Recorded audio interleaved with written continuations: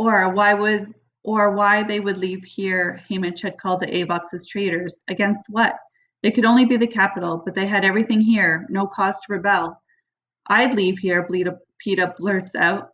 Then he looks around nervously. It was loud enough to hear above the chimes. He laughs. I'd go home now if they let me, but you have to admit the food's prime. He's covered again.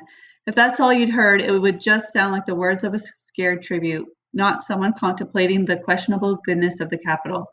It's getting chilly. We better go in, he says. Inside the dome, it's warm and bright. His tone is conversational. Your friend Gale. He's the one who took your sister away at the reaping. Yes. Do you know him, I ask? Not really. I hear the girls talk about him a lot. I thought he was your cousin or something. You favor each other, he says. No, we're not related, I say. Peeta nods unreadable. Did he come to say goodbye to you? Yes, I say, observing him carefully. So did your father. He brought me cookies. Peeta raises his eyebrows as if this is news, but after watching him lie so smoothly, I don't give this much weight. Really? Well, he likes you and your sister. I think he wishes he had a daughter instead of a house full of boys.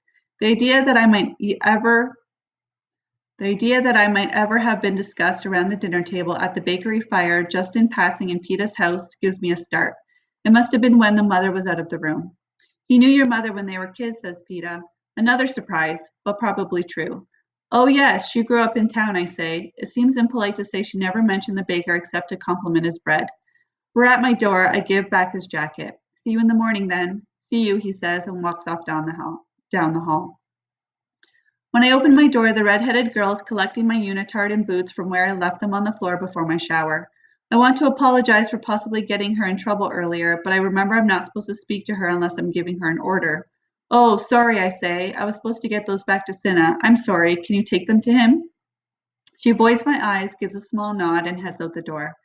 I'd set out to tell her I was sorry about dinner, but I know that my apology runs much deeper, that I'm ashamed I never tried to help her in the woods, that I let the capital kill the boy and mutilate her without lifting a finger.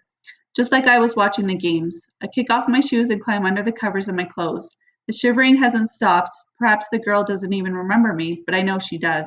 You don't forget the face of the person who was your last hope. I pull the covers up over my head as if this will protect me from the red-headed girl who can't speak.